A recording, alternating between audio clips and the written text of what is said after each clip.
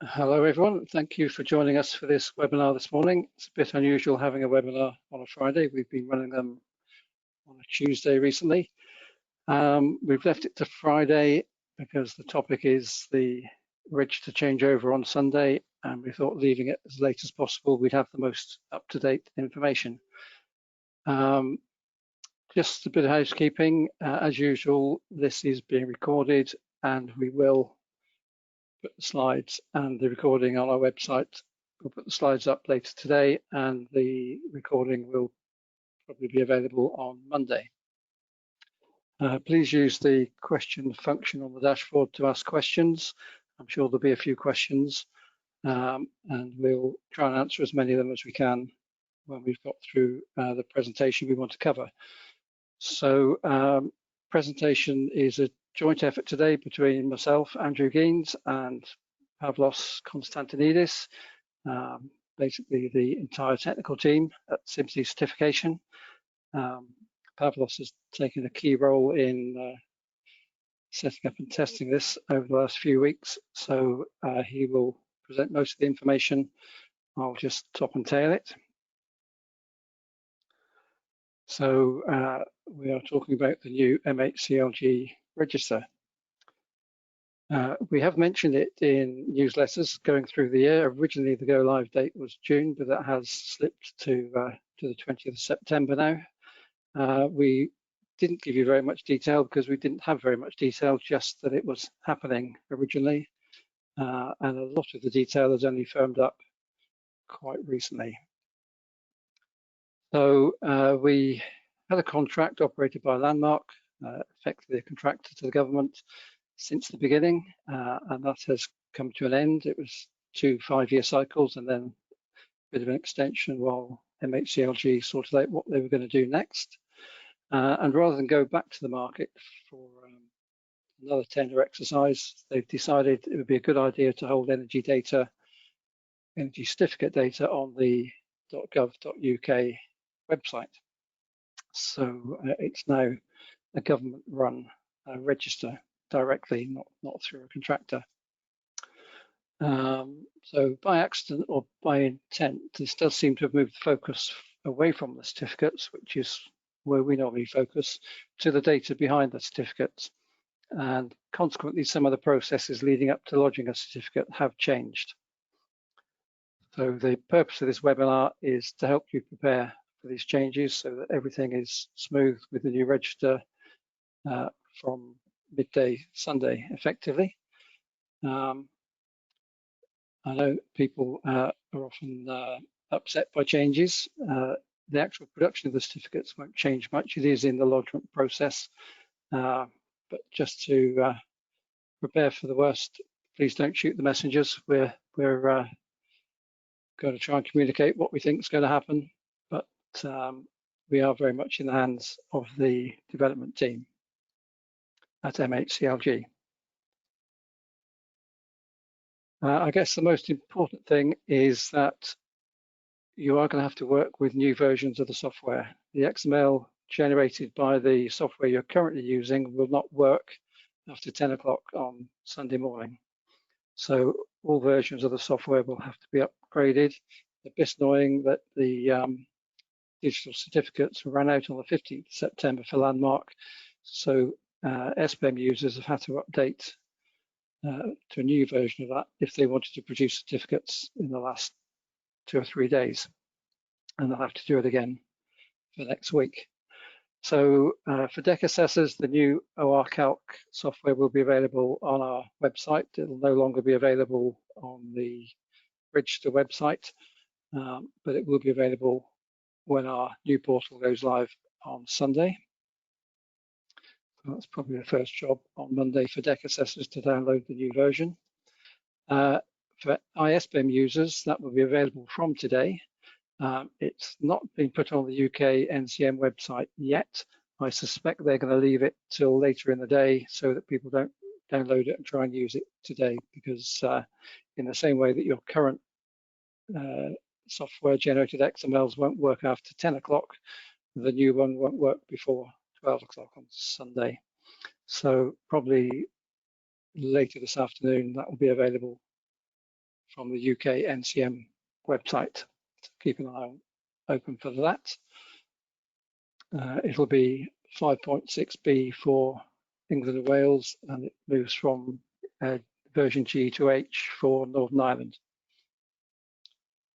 All of the other software updates, the software provided by companies, not by the government. So whoever your vendor is will have let you know, or will let you know when the new version is available. We understand that most will be available by Monday. The one with the biggest question mark is probably the air conditioning. The last time we had sight of that was Wednesday, and it was a long way off ready for use. We think it should be ready for Monday, but that's probably the highest risk. There are only 2 approved software packages at the moment. The government have withdrawn theirs from Sunday, and there is another one coming to market, we believe, in October, and we'll keep you posted on that, because you will be able to use that to lodge with us. Right, that's a quick introduction. So I'm going to hand over to Pavlos now, and he's going to talk you through what will look different and work differently through the lodgement process. So over to you, Pavlos. Thank you, Andrew. Hello, everyone. I'm going to try to cover the process of lodging in the new lodgement portal, which is going to be linked with the new MHCL register. You will see that the process is pretty much the same. There are some minor differences in some areas, and some basically really one major change in the way addresses work in the new register. So starting with how the list of cases looks in the portal, you will see that the look is pretty much the same as it currently is. For those of you who are experienced, you may notice that on the top left, next to cases and QA, there is a tab missing. That tab is the address management, which is the tab which is currently used and has been used for many years to request for new addresses from Landmark, whether it's a new address or create a refinement for a sub UPRN. That tab is gone because the process of registering new addresses on the register has now changed, which I'm going to cover later on. So if we could go to the next slide, please.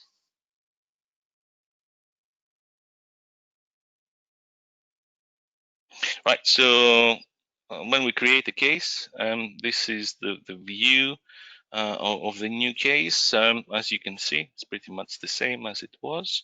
You have the left side where you can enter a postcode and do a search on the register for all the entries against that postcode. And on the right side, there's the option to upload your XML file, which you're going to get from your new software versions, as Andrew covered. You will probably spot something new there. You will see that blue button option to register a new address entry in the register that doesn't exist. This is basically how things will work going forward. If you have a new building that's not on the register, this is the option you can use to actually add that to the register entries. So if we could go to to the next slide, so the usual process hasn't changed. You enter a postcode in the postcode search. You search for that postcode. The lodgement portal returns to you all the entries on the register for that particular postcode. As you can see in that list there, which is pretty much the same function we currently have. So I've selected 222 Balham High Road, which is the address of the CIBSE offices. When you select that, this is what you get, which is similar to what you have been getting for many years now. All the address details, post town and postcode. You will see that the UPRN is blank. This is because the new register will have UPRNs for some entries. It will not have UPRNs for other entries.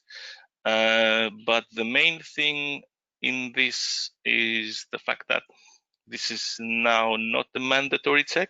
It's more about for information only. So whether you get the UPRN for that register entry or not is really not a problem in the process of lodging. So if we could go to the next slide. So I've uploaded an XML file to Lodge, and you will see that I've spoken with the building owner. The building owner have told me that this is the address that I need to be using for their building, which is not matching what's on the register. So those of you who are experienced, you would expect here the right side of the screen to have the address lines 1 and 2 highlighted in red because they're not matching what's on the register. This is not the case anymore. This particular section of the case is really for information only. It's not a mandatory check anymore. So you are allowed to enter the correct details for your assessment in your software, generate your XML file with those address details. And if those address details don't match the register entry, that is fine. You're still allowed to proceed and lodge with those details. The register will get that XML file, generate the EPC, and then the register's functions will link any entries created appropriately on the register and make any updates that the register needs to do.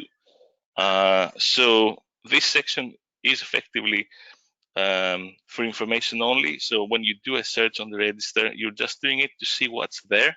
You're not bound to use those details when you do your assessment. And this is how basically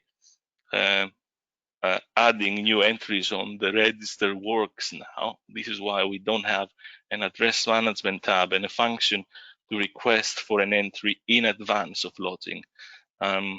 This is the biggest change effectively in the lodgement process. If we go to the next slide, you will see all the other checks that our portal does, which I'm sure you're very familiar with. Andrew, can we move to the next slide, please? Yeah, so you'll see the check on your LCA number, your insurance. These are mandatory. You need to be matching what we have on our database, as you have been doing for years. Can we go to the next one, Andrew? And yes, ultimately, at the end of that page, you will see that you have the option to lodge. As you, the look and the feel and the function is exactly the same as it has been. Yeah, can we move to the next one, please? Right. So in the case where you are doing an assessment for a building that is new, it's not on the register at all. You may get a situation where the postcode doesn't even exist on the new register at all. So you have a postcode that doesn't return anything from the new register. The new option is there to click on that blue button to create a new entry. So when you click on that, this is what you will see. So the portal defaults everything to blank effectively, and allows you to move to the next step where you can upload your XML file in the portal in order to do your lodgement. As I said, this particular section of the address search is not mandatory anymore. You don't have to match the addresses line by line or entry by entry. This is just for information, and I was thinking that this was a good option in the cases where no postcode exists on the register. We had to have some bypass in order to allow you to lodge. Can we go to the next slide, please? Yeah, this is how the case looks when you actually successfully lodge your certificate. Pretty much exactly the same as we had it. You'll see that we've removed the link to the to Landmark on the top, and what used to be download certificate and download the report is now view online. So when you click on that one, you go to the certificate, which is online. The certificate now is a web page, an HTML. It's not a PDF anymore. So this is how it looks. It's basically a web page on the Gov.uk website. There is the option for a printable version of the certificate. If you see it underneath that blue box, there's the option to print the certificate, which allows you to have a printable version, which is pretty much needed for all the certificates that need to be displayed, DEX, and in some cases EPCs as well. So the first section pretty much shows the rating and the information of the address. There's the section with the bar chart of the rating, with the ABC graphs. There's obviously the section comparison to new build and existing stock.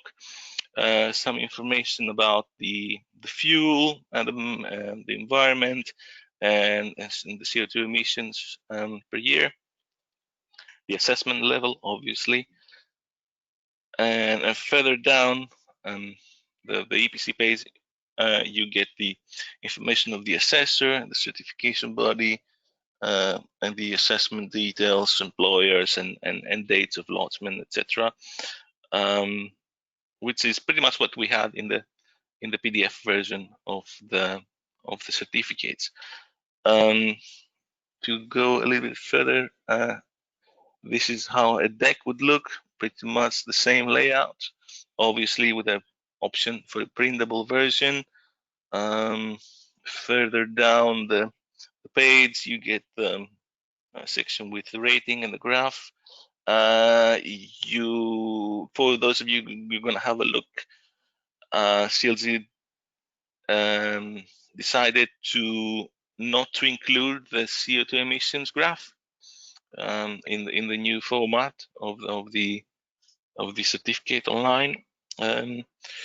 Yes, more information about the building energy use, the fuel, the comparison with the benchmark and the previous year's ratings, as we used to have them in the PDFs. And yes, the admin information on who's lodging, who loads the certificate, and the dates, contact information, etc. There is a very important download option here. So the last thing on that list, the summary XML, it's effectively the XML that deck assessors can download in order to import to our calc for that year's deck rating. So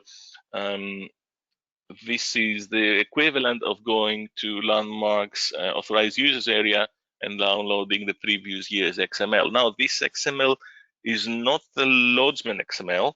It doesn't contain all the information of the lodgement. It only contains the information needed from our calc in order to display last year's deck rating, because CLZ thought that's all that is needed in this situation. It shouldn't include more information in there. But that is the way around the fact that there's no authorized users area in the new portal anymore. So you can find the deck loads last year on the register and download the XML you need for our calc from there. Can we go to the next one, please? Yeah, there's also a section for other certificates for this property, which effectively shows you previous year's decks, and yes, you can see what was lodged for that property in the past. Again, that's a function that used to be in the authorized users area of Landmark, which doesn't exist anymore. So for each lodgement, you will see that section of the very much at the bottom of the page where it displays all the previous certificates for that property. That's that screen. Can we move to the next one, please? Right. So as we saw, there is the option to print a certificate, create a printable version, especially for the cases where the certificates need to be displayed. So if you click on that option, you get something like this. I'm assuming it may look different in different computers and stuff. So you can send it to a printer, or you can save it as a PDF, which is something that DCLG doesn't encourage people to do. They think that that's not a safe way of doing this. And the certificate is effectively the web page on their website. They were convinced they need to have this because certificates need to be printed and displayed at the entrances of buildings for decks, and in some situations for EPCs as well. But we need to discourage you from saving these as PDFs and sending them to your clients like that. You should be giving them the URLs of where the certificates are saved on the Gov.uk website. That covers that screen. So can we move to the next one, Andrew? Yeah, all right. So a few other changes on our portal. This is the new look of the downloads area. So you will see it looks pretty much the same as it used to. We have removed the downloads for the digital certificates for Landmark, obviously, because they're not going to be used anymore. We have also removed the DCLG, MHCLG air conditioning software, which is going to be discontinued now. It's not going to be able to be used for lodgements.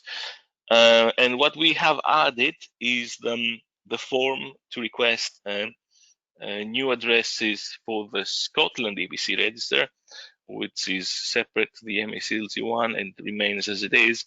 So that's where you can go and download your form and email it to the EST register for a new address on the Scottish EPC register. That used to be in the address management area, which has been deleted, so we moved it to the downloads.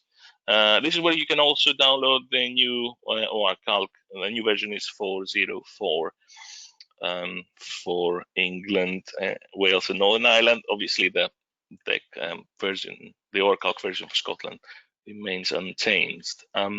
This is where we're also going to upload our CAP files every month for our deck assessors, but most of you know that already. It's still there. That's the changes in the downloads area, nothing significant. Can we move to the next one, Andrew, please?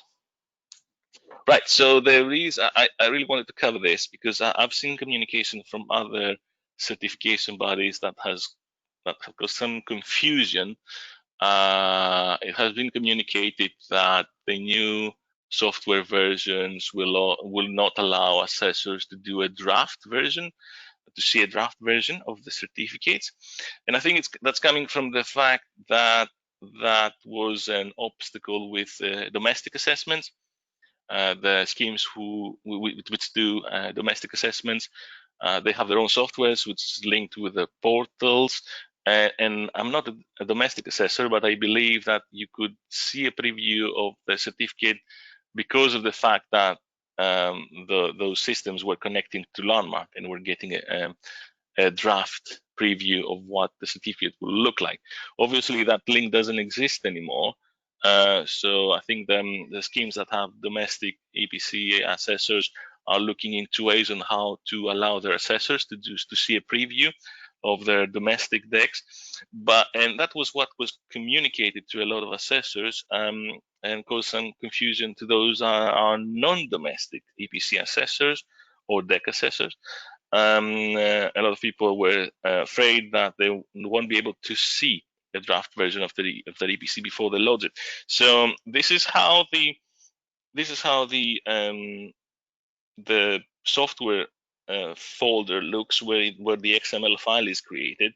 You will see that you can see your draft EPC as a PDF there. You can see your DR file, your input file, your even your Bruckle, obviously there. So the option to see your EPC as a draft, it's still there, and will be there in the new software versions. The new SBEM engines, which create all of those documents, are doing this. So this is nothing to worry about. Obviously, the look of that draft EPC will be in the old EPC format, the one we have today. It's not going to be the format that the new register will have, but it's still a way for assessors to have a quick look through, see if they've made an obvious mistake. So that option is still there. I think I needed to cover that because I had a lot of questions from people that were very worried about the fact that they wouldn't be able to see any sort of draft version of their assessment. To the next one, please, Andrea. I think I have to stop here and let you cover the next few bits. Yeah. Just mopping up a few bits and pieces. Thanks very much, Pavlos. That's a very comprehensive run through. Actually, this first point, we've already seen the place on the certificate where you would download information for previous year. So we can put on that quickly. Just for those of you that are producing certificates in Northern Ireland, you'll know that there were two landmark registers. They were separate, one for England and Wales and one for Northern Ireland. It's now all going to be in one place. Doesn't affect the lodgement process, obviously, but if you were going direct to a website, you don't need to go to Northern Ireland separately. And I've just put a note there to remind me, as I said in the introduction, things have been changing very quickly as we get nearer to delivery date. The appearance of certificates that you've seen today, some of the things there have changed since Wednesday, late Wednesday afternoon. But on Wednesday afternoon, there was no Welsh language versions available.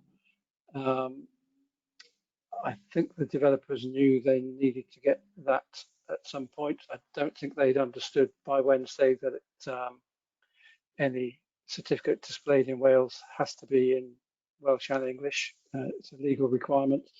They know that now. It may be available on Monday, but just to let those of you in Wales know, there might be a day or two delay before you can, or your customers can get a Welsh language version of the new register. Just a cautionary note there. Just to remind people, there is going forward going to be no DCLG software, so anyone listening who is still using that, you will need to go to another supplier. Most people that lodge with us use Sterling. It's possible to use the Credos software, I believe, but nobody does at the moment. And I mentioned in passing earlier, Ace Wizard are currently in the approval process with MHCL, and simply assessors will be able to use that software when it becomes available. So we'll let you know when that is the case. We've already had a few references to this. There is no authorized user area anymore, so any of the things that you went there for, you'll need to go to our website or portal. And you might have got the impression there's sort of a few loose ends with this. I can see from the questions coming in, there's a few queries. We've been told that none of this is set in stone, so that is different to before. Once we had the look of EPCs before, that was it. I think the developers know a bit of work to do, changes over the next few weeks. So feedback is encouraged. The register site that you'll be being directed to will have a feedback contact. The developers are encouraging this, we're encouraging it. If there's anything that you think is not helpful, is going to be difficult for your customers to get the best out of these certificates, anything at all really, use the feedback via the .gov.uk website. All of the certificates that have been lodged since 2008 will be migrated to the new site, so there'll be a brief period where there'll be messaging on the landmark site about whether stuff is available through them or you need to go to the .gov UK website, but ultimately it will all be on the .gov.uk website. At the moment, we have two URLs. I say for lodging purposes, you don't need to know this because it will go through our portal. But if somebody is asking where they can find a certificate or where they can find an assessor, it is currently two separate URLs. The intention is this will become one. At the moment, it's a communities.gov. That communities bit will disappear and they will blend into one URL, but that's a change that they couldn't get authorized for Sunday. So that will happen again in the next couple of weeks. So keep an eye on that. We'll communicate that. While there isn't much change going on, we do try to let people know by emails, but a lot of people don't like getting lots of emails and they don't always get read, or they get deleted before you realize there's something you need.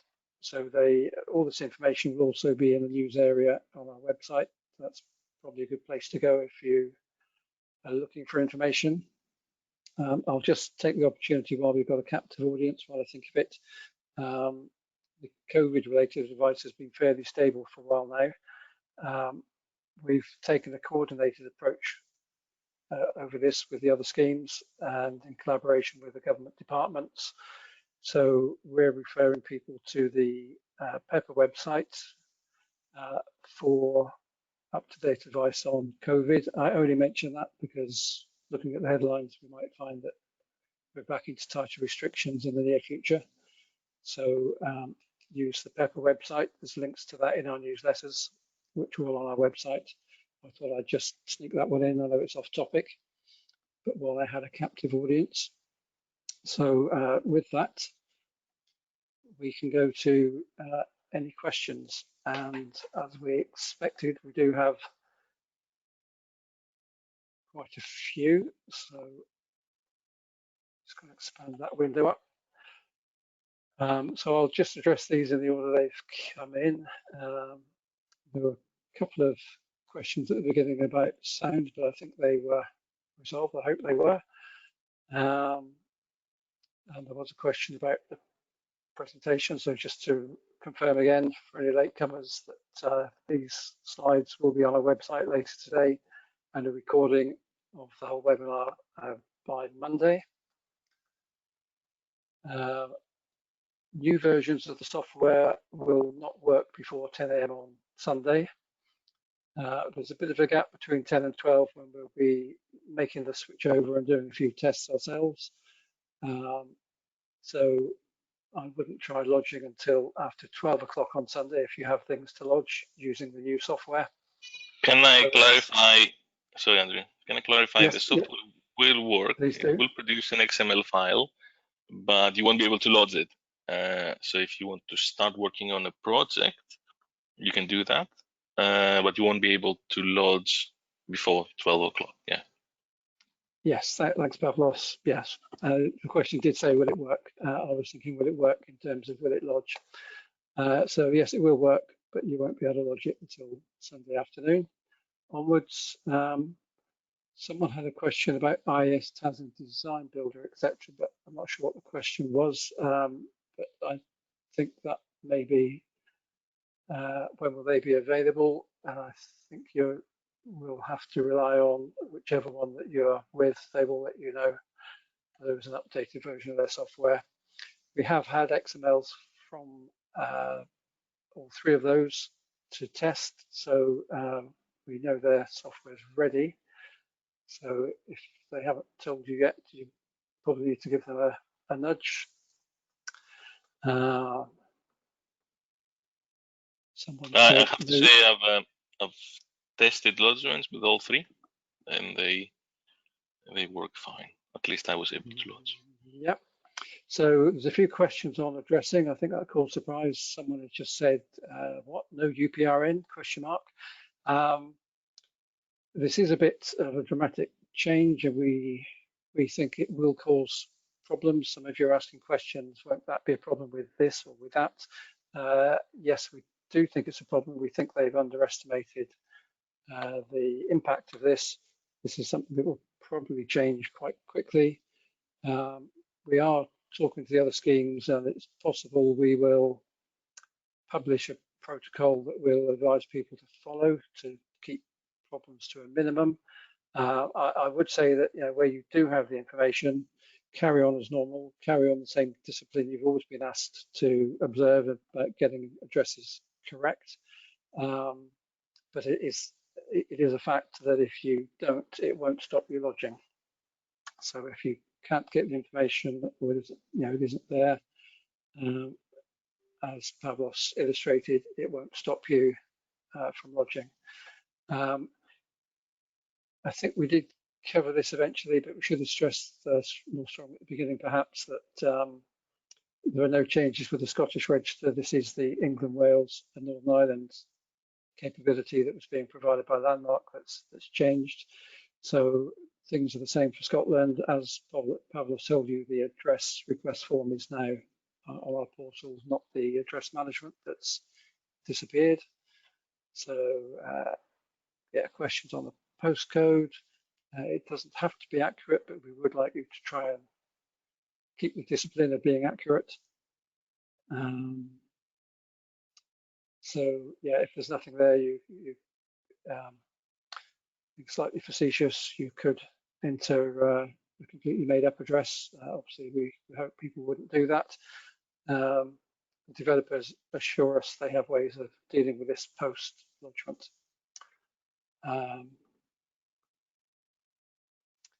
Yeah, if you find your building but it's got an old company name, previously you'd have had to request a new address that didn't have a company name. Now you can just do that yourself, and it will get picked up in this post-lodgement process. Yeah, a few concerns about this freedom with addressing causing errors. Yes, it probably will. We are relying on a post-lodgement correction. Someone saying if you've already started on existing software, are you going to lose it? I'm not directly involved with any of the software, so it's a bit of a leap of faith here. Normally, when there's a new version of the software, and this change is nothing to do with the actual calculation or report generation. It's all about matching what the registry is looking for. So there's no reason why these new versions won't have the option to open, convert files you've already been working on. That would certainly be my expectation.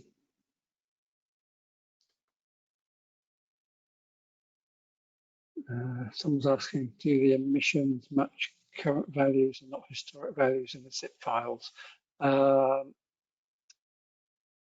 No, the SIP files are still being used, so no change there. I think the question is whether the emissions have changed. As far as I can see, no, they haven't been updated. No. Someone's asked if this change is going to capture extra data. I think that is the driver behind this. They see this as being a rich data source, and that's why the focus has been on the data rather than the certificate. So yes, it's been driven by government wanting to use data for funding initiatives and other research-related activity.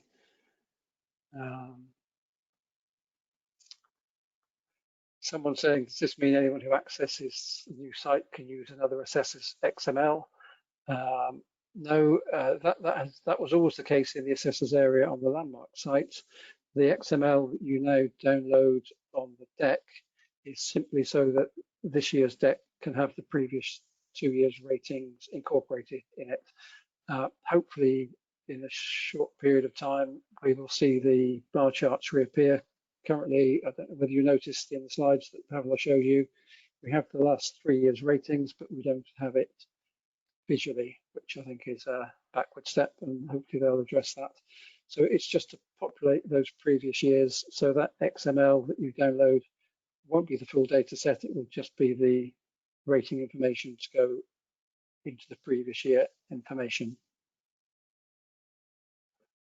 Someone asking that if the UPRN isn't tied to the address, does it mean identifying past data for decks could be more difficult going forward? The answer is yes, but we hope they will do something about that.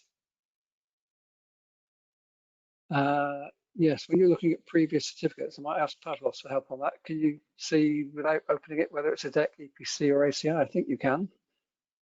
I think not. I'm not sure if you have the option to go back to yours to the presentation. Yeah, I can do that.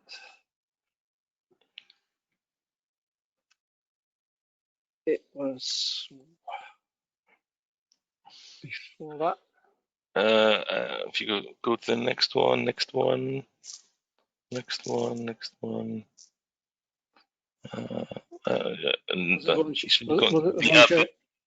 Yeah, if you go downwards, Andrew, yeah. Yeah, it was that one. Yeah. So yeah, oddly enough, it doesn't provide any more information. This is the sort of thing that can be fine-tuned, and this is the sort of feedback I think we need to be giving to MHCL to make the register a little bit more user-friendly, I think. Yeah, that's very good. Very well spotted, I think. Okay. Right. Going back to the presentation, Pavlos, I've lost the questions. That problem I mentioned before we started. Can you see the questions?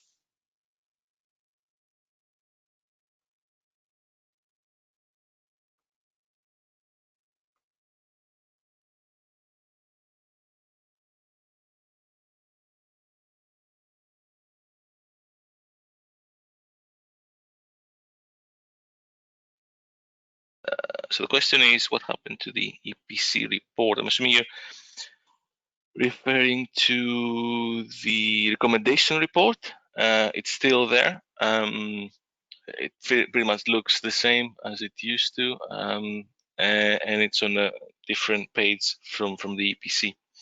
When a report is issued, the same applies to decks.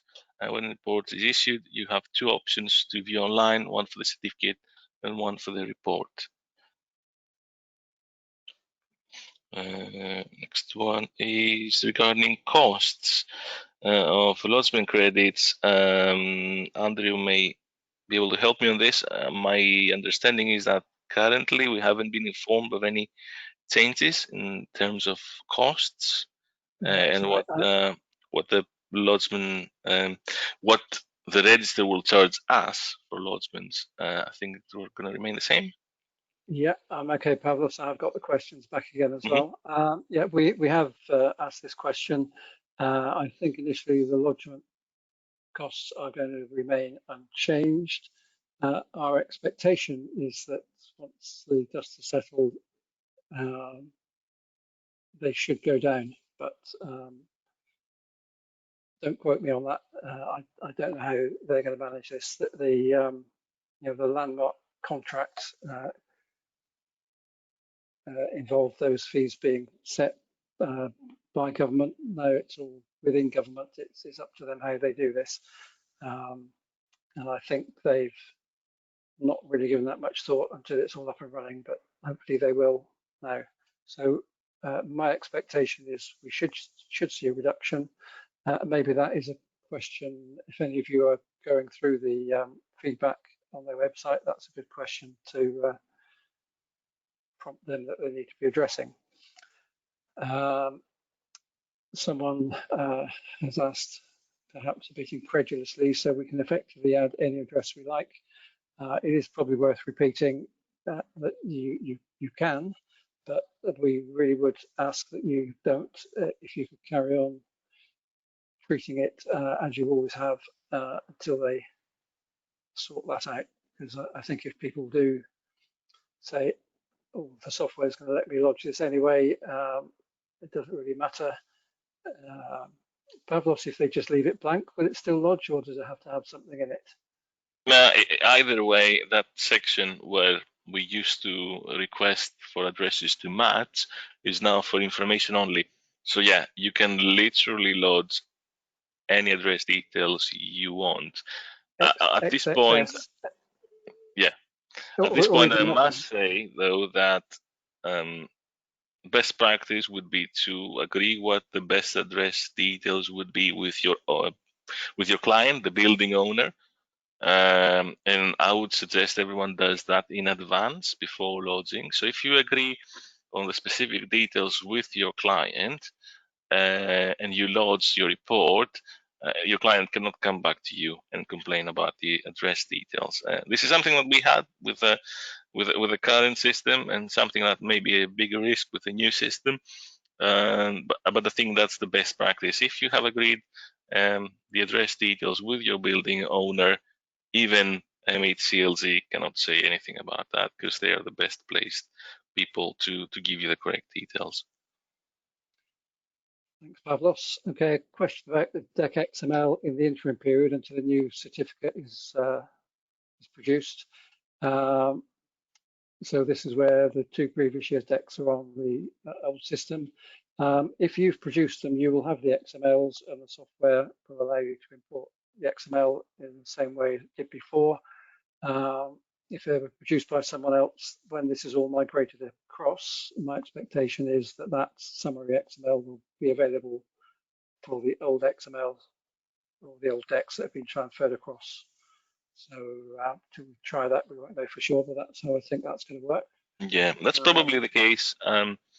Considering that the one we have in our presentation is a deck from a few years ago, and the XML summary was still available to download. Yeah. So this wasn't a lodgement in the new register; it was a lodgement in Landmark, which has been migrated through.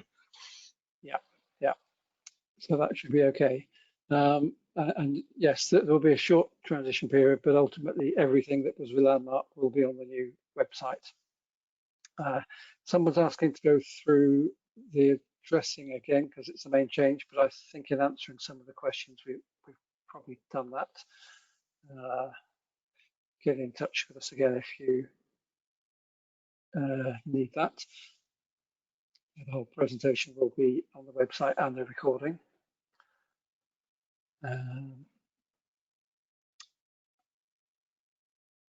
So someone's asking if Sterling software will work. I think we've already confirmed that, yes. They're actively involved in making sure we've got an output that you can give clients.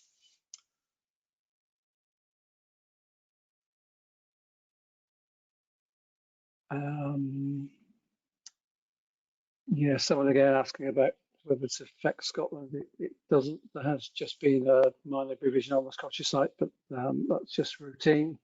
So yeah, in terms of producing EPCs for Scotland, nothing at all has changed.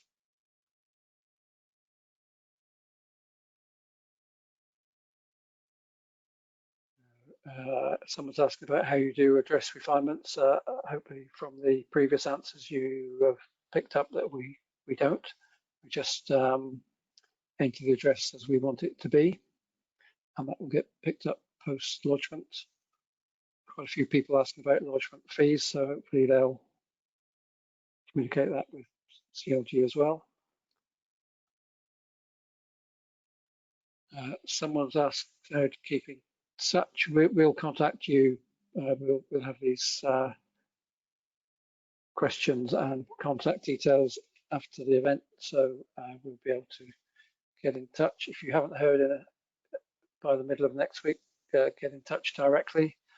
So I think we'll be a bit busy the rest of today and Monday and Tuesday, but try and get back to you by the middle of next week.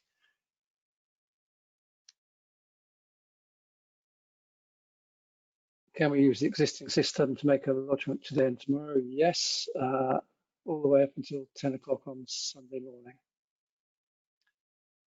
I have got a couple of volunteers to try testing just before 12 o'clock, so thank you to them. Question about whether it will work with Windows 10 and Office 365.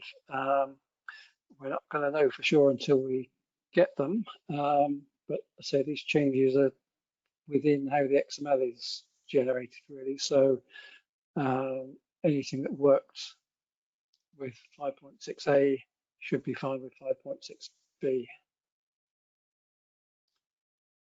When will the updated Sterling software be on our website? As soon as it's ready is the answer to that question.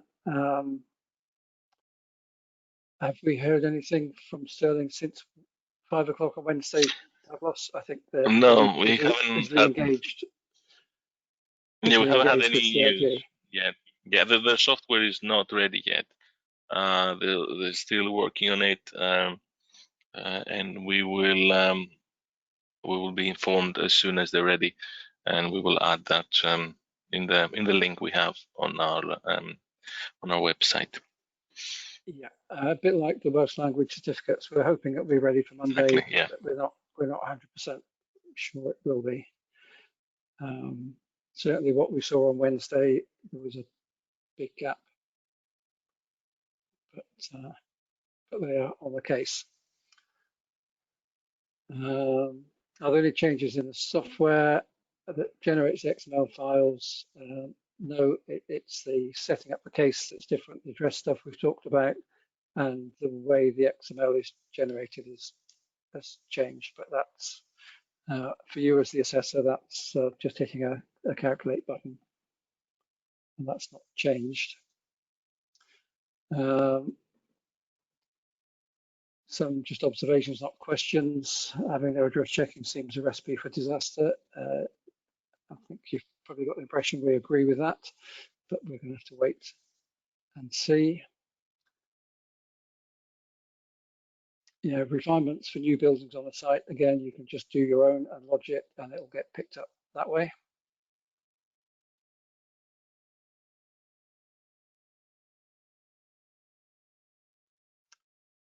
Someone's asking whether post lodgement corrections mean they will alter the address. I don't think it does. I think what's lodged remains lodged, but the correct address would go into the register so that the next time you look on that postcode, the correct address would be there. Have I got that right, Pavlos? That's the impression I have. I'm not an IT expert. I'm just a building service engineer. My understanding is that the register will get the allotments. They will have some clever ways of trying to match that with what they have, or refine and connect, and things that I really don't understand. They're not going to retrospectively change what's actually lodged, though, are they? That will. No, the certificate will not change. Whether they change the address entry or create more than one, in some ways, I really don't know the specifics behind it, but they were confident they can do this. Yeah, this is probably an important question. Someone saying if they find the address of the property is incorrect after lodgement, can we alter the address and will this be chargeable as another lodgement? The answer is it would be. That's no change really.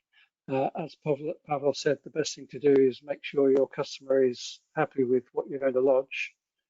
If they come along later and say, do you know what, I want something different, that's exactly the same as now. If they see it on the certificate and think, oh, well, that's not right. If it has to be corrected by lodging again, as I just said, even when they do the post-lodgement changes, they won't change the actual lodge certificate. That will be fixed in time. So you would have to lodge again, which would incur a lodgement fee. So it is important that, although we're not checking, you do need to check with your customer that what you're lodging is what they want.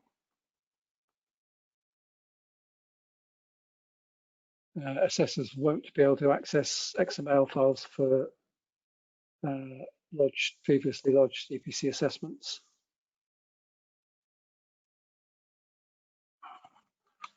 Someone's saying my audio quality is poor. I can only ask Pavlos if he's hearing it okay. In most cases, yes. Yes.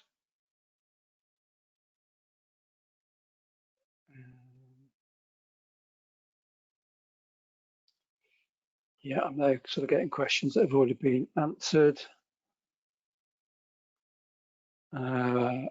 Slightly off topic, but related, someone's asking about the consultation on the 70 kilowatt threshold for AC. There's no news on that at the moment.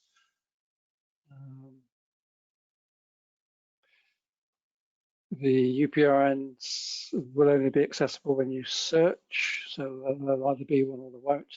The new UPRNs will actually have a prefix, the letters UPRN dash and then a number.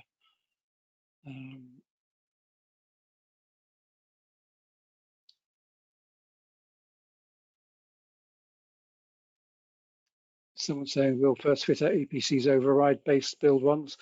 They will. The valid EPC is always the most recent one, but you'll still be able to see the previous one unless you ask them to be cancelled. You need to have a reason for that. That one we've dealt with. So yes, people will be able to print PDFs from the web if the client asks for it. The deck should be reasonably well formatted. The EPC 2, the AC report is what's causing all the problems at the moment, because as currently formatting, it's not a complete report. But as I say, hopefully by Monday that will be better. The cancellation and reload process should be similar, unchanged. It's exactly the same. And sorry, I probably missed that in my presentation. Yes, the function is the same. You should be able to see on your end for each case the option to cancel. That form will pop up, populate that form, and it comes to us for cancellation as usual. Yeah. Yeah. Just about getting to the end of the list now. If the building has an existing EPC, should you use the previous address? And again, subject to that being what the client wants. But if, for example, there's a company name in that and that's no longer wanted, this would be the opportunity, as before, to drop that. You'll just be able to do it yourself without having to go through the request, as you did with Landmark. And the last question, will we be able to go back to an old EPC and convert this to the new software? I'm not quite sure what's being asked there, why you would want to do that. If it's been lodged, it's lodged. I'm assuming it's for a case that is not complete yet. Yes. From what I've seen, ISPM does have a convert option, convert to 5.6b. I have to admit I haven't tested it yet, but I can only imagine it works like in every previous software version. So that function is there.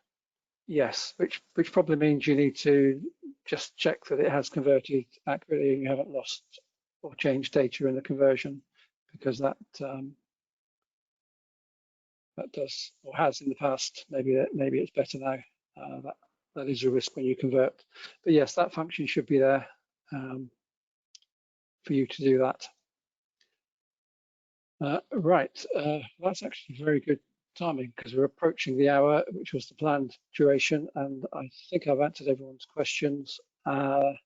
So we'll call the webinar to a close there. If you do have any other questions, do get in touch in the usual way.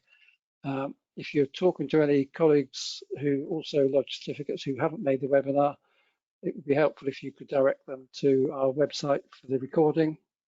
rather than them contacting us for us to tell them that. And fingers crossed this is a smooth transition.